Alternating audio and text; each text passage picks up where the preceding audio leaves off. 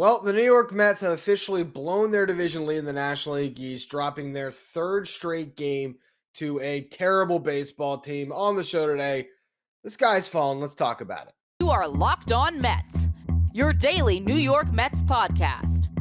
Part of the Locked On Podcast Network, your team every day.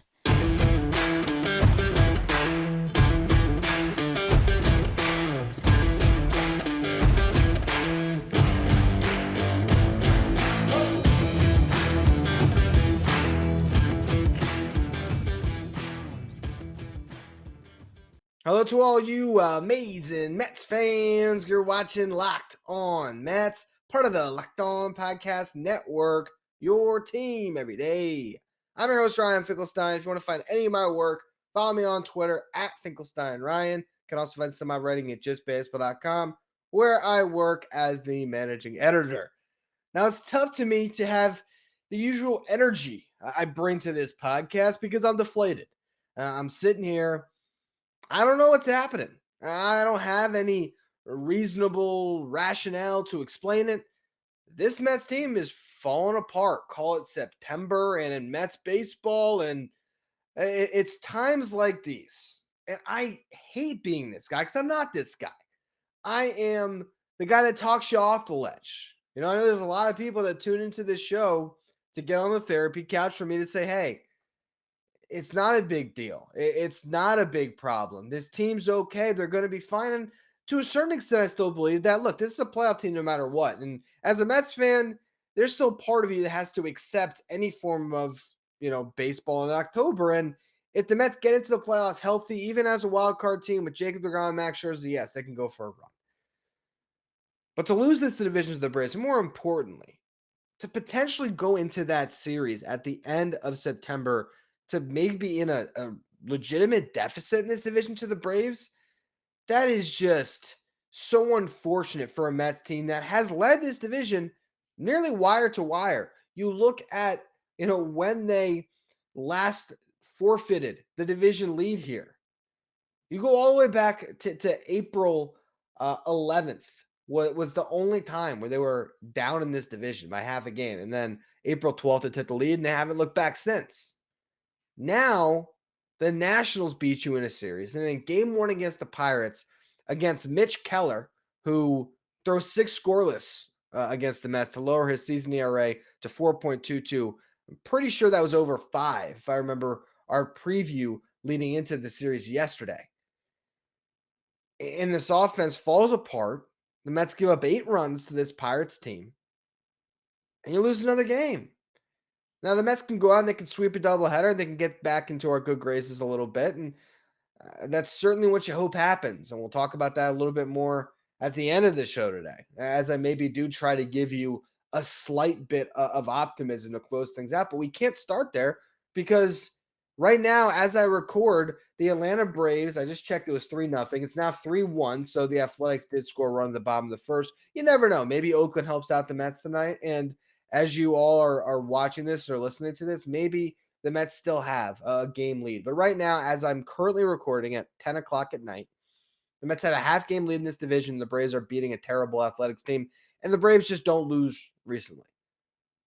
So that's going to be it. And to kind of go through this game and give you a little bit of a recap of it, Taijuan Walker wasn't bad. I mean, wasn't great.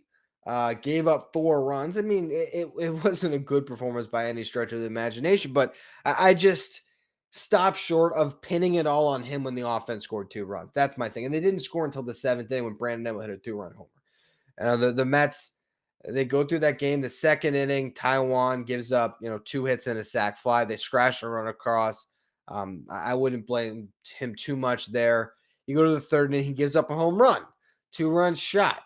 5th inning, he ends up giving up a double to Odell Cruz and then a base hit to Brian Reynolds, 2 really talented players. And 5 innings pitched, 4 runs allowed is not great, but the season ERA is at 3.60, and it certainly wasn't as bad as his last time in Pittsburgh, which I talked about, I believe, on maybe yesterday's show. I'm losing track of time through my depression currently.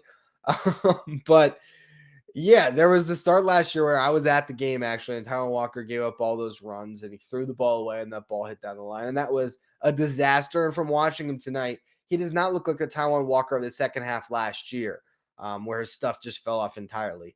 I don't necessarily think that Taiwan Walker will be starting a playoff game. I think that based on how he's throwing the ball and how things are trending, I don't really know who the fourth starter is in the playoffs. I know who the top three are. I don't know if Taiwan Walker gets a ball or gets the ball when you get to that point, but regardless of Taiwan, it just comes down to the offense. That's the gripe here. And you look at this lineup up and down, and the first culprit I want to talk about here is Pete Alonso. Two separate instances, there's runners on base. He hits into inning double plays early in the game, really back-breaking double play balls. And Pete's been incredible this year. Can't take that away from him at all, but he's been in a funk, and as he has gone into this funk, the lineup has dropped off because he is the lineup. He's the engine in the middle of it. He drives the car, and Francisco Lindor has gone through his struggles lately as well, but he started to come out of it, and even in this game, he goes 1 for 3, draws a walk. He's giving you more competitive at bats. Pete has just been lost lately. And without him, you're in this bad spot. Not to mention Starling Marte gets hit in the hand. So you still got to wonder what the prognosis is going to be on him. Are you going to lose Starling Marte for a bit? And if so, what's that mean for the Mets? Because Tyler Naquin, is not anywhere near the player that Starling Marte is. Right now, Anthony DeComo says the Mets are still getting arms around Starling Marte's extra results. The team will have a diagnosis tonight on Marte, who left the game after being hit by a pitch. So who knows what that means? I mean, if you lose Marte, that's a whole different conversation for tomorrow's show. But yeah, I'm looking at this team right now, and the frustration level has just gotten to a point that I haven't felt all season because besides today and maybe even yesterday's show or Monday's show, I have been preaching the fact that this team is built to win and they have won and they've responded at every sign of adversity, but we need to see them respond sooner rather than later. In the next segment here, I want to talk about the offensive struggles of the last 2 weeks. And then we'll kind of close out the show today looking ahead because there's still a series here the Mets can salvage. But before we get to that, if you haven't tried Built Bar Puffs yet, you're depriving yourself of one of life's greatest joys. And guess what? There is a new flavor. They have the delicious, indulgent cookie dough that is covered in chocolate. That's right. Built has done it again. Let me introduce you to their new flavor, the cookie dough chunk puffs, which are light with the chewy texture with real cookie dough chunks. And of course, they come covered in 100% real chocolate. So you get all the joys of eating cookie dough without the hassle of making it. Plus, it's healthy for you. The cookie dough chunk puffs are only 160 calories and they have a whopping 15 grams of protein in them. This is a treat you do not want to miss, whether you are going to use it for a snack after a workout, maybe for some breakfast, a late night treat, or you just need a quick bite. Built is the perfect protein bar and they taste better than a candy bar. Not to mention, they're made with a collagen protein, which your body absorbs more efficiently, providing you tons of health benefits. Eat something that tastes good and that is good for you. Ditch the calories, the fat, and the sugar. Grab yourself a Built Bar. If you want to try Built Bars today, go to Built.com. Use the promo code LOCKEDON15. You'll get 15% off your next order. Again, that's promo code LOCKEDON15 for 15% off at Built.com. So this is not the first time the Mets offense has stalled this season. Going into the All-Star break, there was a lot of bad J.D. Davis at bats, and there was not a lot of production from this lineup altogether. They're getting nothing out of that DH spot. They made a trade to acquire Daniel Vogelback, and he gets inserted into the lineup out of the break, the third game of that series against the Padres on July 24th. At the time, the Mets only had a half-game lead in the division. It got that narrow, but they go on to reel off 7 straight wins. They won 15 out of 17, and they stretched that division lead back to 7.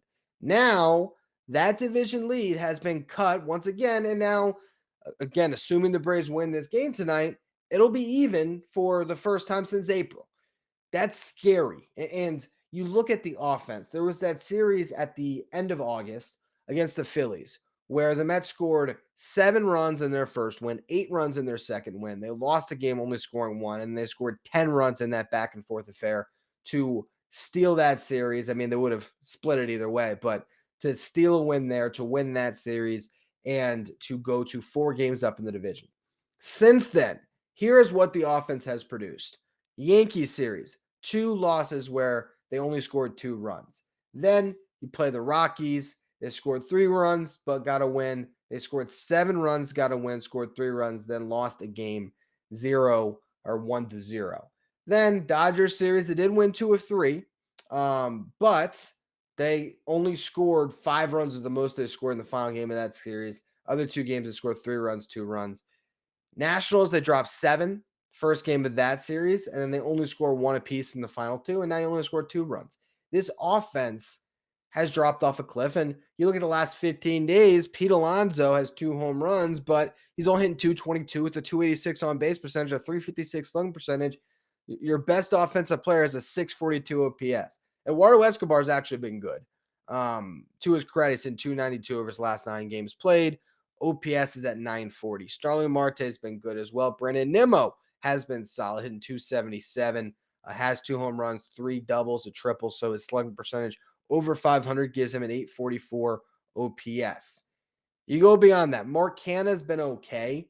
807 OPS, so he's not the culprit. But you got Lindor over his last 12 games played, hitting 167 with a 300 on base percentage, a 190 slugging percentage, a 490 OPS. When you have Alonso and Lindor struggling, it's tough for this lineup to function. You still have Naquin giving you nothing when he actually gets out there. Jeff McNeil is hitting for average, but not much power, and he isn't drawing walks. So he's putting the ball in play almost every time up. Only 2 walks in his last 43 at bats, only 1 strikeout. 13 hits is good, so he's hitting 302. But the net result of everything is a 675 OPS, and he's only scored 3 runs, and he's only driven in 1. So as a team, this has just been scary season. And then you got Vogelback, who's hitting 50 over his last 10 games played. He's 1 for 20 with 7 strikeouts and 6 walks. So with Vogelback not hitting, with the team getting just limited production from their main 2 superstars, you're in a bad place right now offensively, and it just keeps happening. And it's not against good pitching. That's the frustrating part. I mean, Mitch Keller, I don't even know what to do with it anymore. I don't. But I guess there's some semblance of hope because the Mets have a doubleheader. They should sweep on Wednesday. And if you sweep that, even if the Braves sweep their series against the Athletics, you go into the weekend with a half-game lead. But they're going to Miami, which, in my opinion, is the House of Horrors in September. So we will discuss that a little bit, what they have to do to maybe prevent this from getting really ugly. But the bottom line is simple. The Bats got to wake up. They got to. And I guess the good news is the Mets have fared well in doubleheaders this year. So we're going to talk about that in just a minute. But first, a quick word from our sponsors. All right, so you want a silver lining when it comes to the New York Mets right now. In this doubleheader they're going to play on Wednesday, they got Jacob deGrom and Chris Bassett going. That's your silver line. That's all I can give you at the moment. But it's a pretty promising one considering the fact that Bassett had an amazing August, okay? And it continued into September, winning a game against the Dodgers. But you look at what he did in August in particular, a 1.62 ERA over 5 starts. He allowed 6 earned runs over 33 and a third. You had his first start against Washington, 7 shutout. Then he pitched against the Reds, 8 shutout innings. Then he pitched against the Phillies, 5 shutout innings. Pitched against the Phillies again, 6 innings with 2 earned runs allowed. He won all 4 of those contests. He did have a start against Colorado that did not go as well, giving up 4 runs, although he pitched into the 8th. Then he had that start against the Dodgers where he got the win, went 6 innings, gave up those 2 runs, as I mentioned. Having Chris Bassett on the hill for game 1, which is tentatively what I think the Mets are planning right now, that's really good because he can give you length. And we've seen Bassett go up against bad lineups. And I know we just watched Pirates put up 8 runs, but I still don't think there is a ton of hitters you really fear in that lineup. I mean, looking up and down the starting lineup tonight, not a single hitter with an OPS on the season over 800. Closest is Brian Reynolds, their best player at 785. Other than that, though, it's a lot of low 700s to mid 600s. I mean, even the catcher sub 600 OPS. It's not a great lineup. Bassett should carve. DeGrom should carve. The question is, can the Mets finally break out of their funk and score some runs? Because it doesn't get any better when you talk about this weekend where, I mean, I'm trying to think here. I'm pretty sure you should see Sandy Alcantara this weekend. He's pitching on Thursday. Okay, so the Mets caught a break there. They won't see Alcantara, but Miami is going to be tough. I know it's the Marlins. The Mets have handled the Marlins this year, but it's Miami in September, and last year, if you want to go way back in the archives on YouTube, first video I think I recorded was a recap of a little bet I made on the New York Mets last season. Now, that team, way different than this team, nowhere near as good, but I gambled my goatee. I said, hey, the Mets are starting off a 10-game stretch where they play the Marlins, the Nationals, the Cubs. I don't even remember exactly what the teams were, but I know it began with the Marlins, I believe, or maybe there was a bad series. There's a 4-game set in that 10-game window where the Mets play the Marlins. That's the bottom line. And I said the Mets would win 7 of 10 or I was going to shave my goatee. I believe we got to the 5th or the 6th game of that 10-game stretch before the Mets had already lost 4 and I had to shave. So, and not to mention, of course, I mean, no one even has to allude to what happened in 07. Playing the Marlins scares me. You got to take advantage here. If you can sweep this doubleheader against the Pirates, you win the series. That's a confidence boost in and of itself. Hopefully the offense can break through a little bit, particularly Pete Alonso and Francisco Lindor. You have an off day on Thursday. You can regroup, and then if you handle business and beat the Marlins, look, to me, I will not be upset if the Mets lose this division because the Braves win every single game. Okay, if the Mets go out and they are beating these teams and they're winning these series, and maybe they're not getting the sweeps, but they're winning the series like they did for a lot of the beginning parts of the season, I'm good. Okay. But don't let bad teams beat you. Like the prospect of the Mets splitting this doubleheader against the Pirates and losing consecutive series to the Nationals and the Pirates, it's just brutal. And then after the Marlins, it's the Cubs, it's the Pirates. The Brewers haven't been playing good baseball. You had the Athletics, the Marlins. I mean, we've talked about the schedule ad nauseum at this point. We're all just counting these as wins, and this is why you play the games. You can have a player like O'Neal Cruz have a big day, or Castro who hit the homer today. But man, I'm frustrated. Now, honestly, I'm at a loss for words at this point. So I think the best thing to do is close the show. Tomorrow, we'll have a doubleheader to recap. Hopefully, it is a positive one going into the off day. And then we're going to close out the week talking about the Mets farm system. So we'll see how we finish off this week with Locked On Mets. But as always, thank you for listening. Make sure you follow, rate, review wherever you get your podcast. Make sure you follow me on Twitter at Finkelstein Ryan. Follow the show at Locked On Mets. Thank you for making Locked On Mets your first listen every day. Now for your second listen, check out Locked On MLB, hosted by Paul Francis Sullivan. Locked On MLB is where you want to go to stay up to date with everything going on in Major League Baseball. You'll follow Locked On MLB wherever you get podcasts.